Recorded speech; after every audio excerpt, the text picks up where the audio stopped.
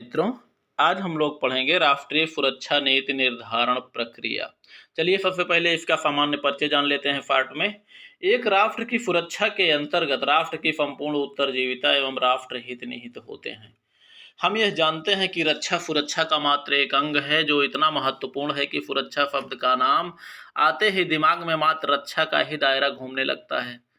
इतिहास साक्षी है कि वही राष्ट्र अपने हितों की रक्षा और बनाए रख पाते हैं, वही राष्ट्र अपने हितों की रक्षा और उसे बनाए रख पाते हैं जो सैनिक दृष्टि से शक्तिशाली रहे हैं। अंतर्राष्ट्रीय राजनीति शक्ति की राजनीति है। यहाँ पर वही राष्ट्र सुरक्षित, संपन्न और विकसित हैं जो सैनिक दृष्टि से भी शक्तिशाली हैं।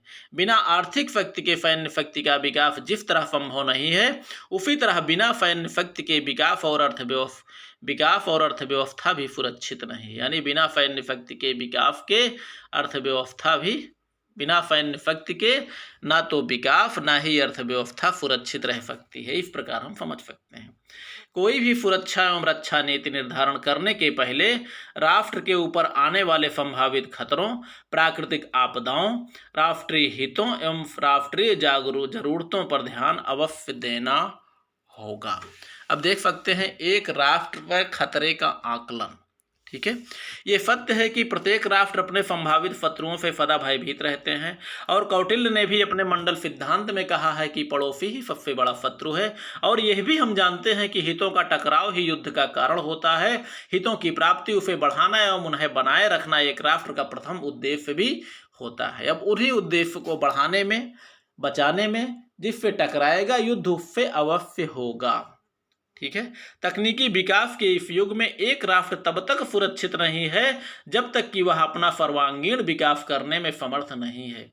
जैसा कि वाल्टर लिपमैन ने कहा है कि एक राष्ट्र की सुरक्षा तभी समझी जाती है कि जब तक उसे युद्ध निवारण हेतु अपने मार्मिक हितों का बलिदान नहीं करना पड़ता और आवश्यकता पड़ जाए तो लड़ाई के द्वारा भी अपने मार्मिक हितों को बनाए रखने में समर्थ होता है। इसमें मार्मिक हित क्या होता है मित्रों? राष्ट्र का एकता, अखंडता और संप्रभुता। एक व्यक्ति का मार्मिक हित या प्राथमिक हित क्या होता है? भोजन, वस्त्र और मकान। ठीक है, चलिए। और अर्थात जिसका अर्थ अर्थात राष्ट्रीय हितों की सुरक्षा अत्यंत महत्वपूर्ण होती है, लेकिन उन हितों को बचाए रखने के लिए सैनिक शक्ति महत्वपूर्ण है। खतरा सर्वप्रथम अपने पड़ोसियों से होता है। एक राष्ट्र सबसे पहले जो खतरा महसूस करता है वह है अपनी सीमाओं की रक्षा। इसके लिए वह अपने पड़ोसी राष्ट्रों पर दृष्टि रखकर अपनी शक्ति का विस्तार करता है। ऐसा न कर पाने की स्थिति में वह अपनी न्यूनतम प्रतिरोधक क्षमता एवं शक्ति संतुलन को बनाए रखने का प्रयास करता है। यह सत्य है कि कोई भी राष्ट्र बराबर नहीं होता और वह बराबर रहना भी नहीं चाहता, जबकि वह अपने विरोधी से भी अधिक शक्तिशाली होना चाहता है और यही प्रक्रिया शस्त्रीकरण को बढ़ावा देती है। यदि राष्ट्र की अर्थव्यवस्था कमजोर होती है तब भी अपनी न्यूनतम प्रतिरोधक क्षमता बनाकर या संधियों के द्वारा अपनी सुरक्षा का प्रयास करता है। ठीक है, यानी अर्थव्यवस्था कमजोर होती है तो चाहता है कि हमारी न्यूनतम प्रतिरोधक, यानी उतना प्रतिरोध करने की हमारे अंदर क्षमता रहे जितने में हमारा शत्रु आक्रमण ना कर सके। अगर शत्रु आक्रमण भी करता है फिर इससे हम अपनी सुरक्षा व्यवस्था को बनाए रख सकें। ठीक है, अरे फिर हमने एक चीज कहा भी मित्रों कि एक राष्ट्र चाहता है कि अपने विरोधी अगर ताकतवर है तो उससे बराबर हो जाए, लेकिन वास्तव में बराबर कोई नहीं रहना चाहता। हम हमेशा चाहते हैं कि हमसे जिसका विरोध हो, हमारा जो शत्रु है, उससे हम ताकत में आगे रहें। ठीक है, कोई बराबर रहना कहाँ चाहता है? एक दूसरे को पछाड़ना ही तो चाहता है ना? वर्तमान विज्ञान और तकनीकी के इस युग में संपूर्ण विश्व ही सिमटकर छोटा हो चुका है। हथियारों के स्वरूप में इतना परिवर्तन आ चुका है, हथियारों में इतनी गतिशीलता आ चुकी है कि मात्र कुछ ही मिनटों में संपूर्ण विश्व को युद्ध क्षेत्र में तब्दील किया जा सकता है। यह भी सही है मित्रों। अगर संपूर्ण विश्व में इतनी प्रक्षेपास्त्र लगे हुए हैं, इतनी मिसाइलें लगी हैं, इतने मिसाइलों के ऊपर परमाणु बम रखे जा चुके हैं कि अगर एक स्थान पर बैठकर संपूर्ण, चाहे रूस, America, China, Bharat, Pakistan, Britain, France, Israel, ये सब अपने अपने प्रक्षेपास्त्रों को संपूर्ण विश्व के विभिन्न दिशाओं में छोड़ दें तो हमें नहीं लगता कि कोई भी बच पाएगा। ठीक है, विश्व की प्रमुख महाशक्तियों जैसे अमेरिका, रूस, चीन आदि विश्व के किसी भी राष्ट्र को पलक झपकते ही नष्ट करने की क्षमता रखती हैं। ये भी सत्य है कि अकारण कोई किसी पर आक्रमण नहीं करता, इसलिए कोई भी राष्ट्र अपनी रक्षा तैयारी अपने पड़ोसी राष्ट्रों सीमाओं की स्थिति को ध्यान में रख कर करता है और उसी के अनुरूप ही रक्षा बजट का निर्धारण करता है।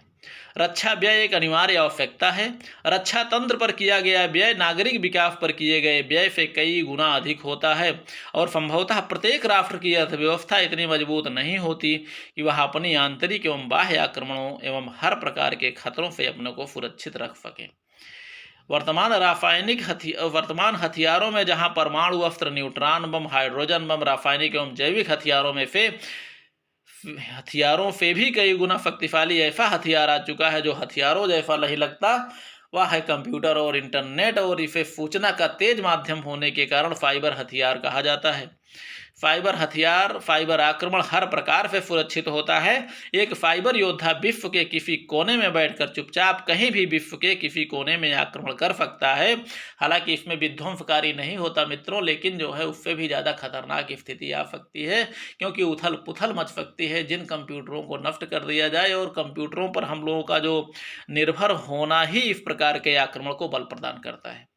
ठीक है, फाइबर आक्रमण जिसमें कंप्यूटर एवं इंटरनेट के प्रयोग से कंप्यूटर पर ही आक्रमण किया जाता है, जिससे कोई रक्तपात नहीं होता, लेकिन राष्ट्र की कंप्यूटराइज व्यवस्था को नष्ट करके अव्यवस्था फैलाई जा सकती है, और यह फाइबर आक्रमण बिना किसी खर्च के किया जाता है, जिसमें आक्रमणकारी का बहुत दिनों तक पता ही नहीं चल पाता।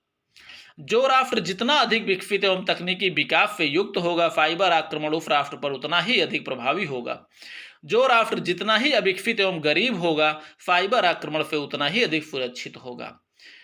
इस प्रकार वर्तमान राष्ट्रों के संबंध में यह कहा जाए कि सीमाओं पर खतरा मौजूद है, तो यह पूर्ण रूप से सत्य नहीं है, क्योंकि वर्तमान तकनीकी विकास के कारण खतरा तो सीमाओं के अतिरिक्त विश्व के किसी कोने से भी हो सकता है, चाहे फाइबर आक्रमण के रूप में हो, चाहे प्रक्षेपास्त्रों के आक्रमण के रूप में हो। और वर्तमान राष्ट्रों को अपने पड़ोसियों से, विश्व के अन्य शक्तियों एवं महाशक्तियों से कहीं से भी कभी भी प्रक्षेपास्त्रों से, फाइबर आक्रमण का, परमाणु, जैविक एवं रासायनिक आक्रमण आदि का खतरा बना हुआ है। शक्ति संतुलन, परस्पर विनाश का भय जिसे भयादोहन कहा जाता है, सैनिक संधियां एवं अपनी न्यूनतम प्रतिरोधक क्षमता को बनाए रखना आवश्यक है। इस तकनीकी विकास के युग में शायद इसी के ही भरोसे राष्ट्र एवं विश्व सुरक्षित रह सके। ठीक है, आगे हम लोग पढ़ेंगे मित्रों रक्षा नियोजन एवं नीति निर्धारण। सैनिक शक्ति के विकास को प्रायः विकास की श्रेणी में नहीं रखा जाता।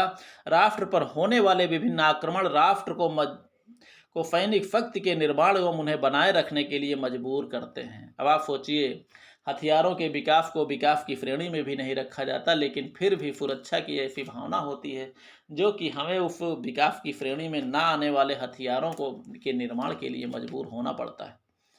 संपूर्ण विश्व यदि वसुधैव कुटुंबकम एवं शांतिपूर्ण सहास्तित्व के सिद्धांत पर आधारित हो जाए, तो हथियारों एवं सैनिक शक्ति का राष्ट्र में कोई स्थान नहीं होगा, अंतर्राष्ट्रीय जगत में कोई स्थान नहीं होगा मित्रों। लेकिन मानव जीवन का आगमन के साथ ही युद्ध का प्रादुर्भाव हुआ है। इसके लिए मानव स्वभाव ही प्रमुख रूप से उत्तरदायी है। मानव के अंदर व्याप्त तृष्णा, दूसरों की चीज़ों को छीनने एवं उस पर अधिकार करने की लालसा आदि ने युद्धों को जन्म दिया है। इन युद्धों से अपने को बचाने के लिए एक शांतिप्रिय राष्ट्र भी युद्ध करने को मजबूर हो जाता है। इसे कहते हैं कि जबरन युद्ध को थोप देना। अब भारत कौन सा जो है जबरन युद्ध थोपा था कभी किसी पे, लेकिन इसको भी जो है विदेशी आक्रांताओं ने इस पर भी युद्ध थोप दिया।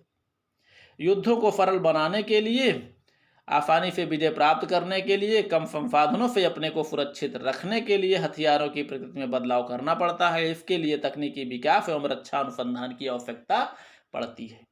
जैसा कि विंस्टन चर्चिल ने कहा है, युद्ध प्रारंभ से ही मानव का सहचर रहा है, अर्थात युद्ध धरती पर मानव अपने साथ ही लेकर आया है, और इसी भावना ने एक राष्ट्र के लिए सैनिक शक्ति के विकास को अपने अस्तित्व की रक्षा के लिए अनिवार्य आवश्यकता बना दिया। प्रायः राष्ट्र अपनी आर्थिक क्षमता एवं अपनी आवश्यकता के अनुरूप अपने ऊपर खतरे का आकलन करके उसी के अनुरूप सैन्य शक्ति का विकास करता है। रक्षा नियोजन के अंतर्गत एक राष्ट्र राजनैतिक दृष्टि से अपने पड़ोसी शत्रुओं, संभावित शत्रुओं एवं जगत में हो रहे सैनिक क्षेत्र में तकनीकी विकास आदि को ध्यान में रखकर उसी के अनुरूप अपने को निर्मित करता है। सभी राष्ट्रों की अर्थव्यवस्था एक समान नहीं होती और ना ही सभी राष्ट्र आर्थिक दृष्टि से मजबूत होते हैं। मित्रों, टेक्नोलॉजी के इस युग में रक्षा पर किया जाने वाला व्यय असीमित हो चुका है। इस बात को ध्यान में रखकर भी अनिवार्य आवश्यकता होने के कारण अपनी रक्षा का प्रबंध प्रत्येक राष्ट्र को करना पड़ता है। बच्चों, ये मजबूरी बन चुकी है। यानी खाने को ना हो लेकिन सुरक्षा के लिए हथियार बहुत जरूरी है। अधिक सैन्य व्यय से बचने के लिए कुछ राष्ट्रों के साथ सैनिक संधियां करके सैनिक संगठन का निर्माण करके सामूहिक रक्षा व्यवस्था को भी अपनाता है। इससे कम रक्षा व्यय के साथ रक्षा संधि से जुड़े सभी राष्ट्रों की रक्षा सुनिश्चित हो जाती है। जैसे नाटो, वार्सा, सीटो, सेंटोवाद, ये सब एक प्रकार से रक्षा संधियां हैं। प्रत्येक राष्ट्र अपनी व्यवस्था, जिसमें अर्थव्यवस्था, राजनैतिक व्यवस्था, विदेश नीति, अंतर्राष्ट्रीय संबंध, इन सभी व्यवस्थाओं के अनुरूप एवं अपने शत्रुओं की शक्ति को ध्यान में रखकर ही रक्षा नियोजन की प्रक्रिया को अपनाता है। तो मित्रों, उम्मीद करते हैं चैप्टर भी आपको समझ में आया होगा। हालांकि बहुत कठिन नहीं है, थोड़ा सा आपको दिल लगाकर, मन लगाकर समझने की ज़रूरत है। ठीक है, चलिए पढ़िए लिखिए, मस्त रहिए, खुश रहिए।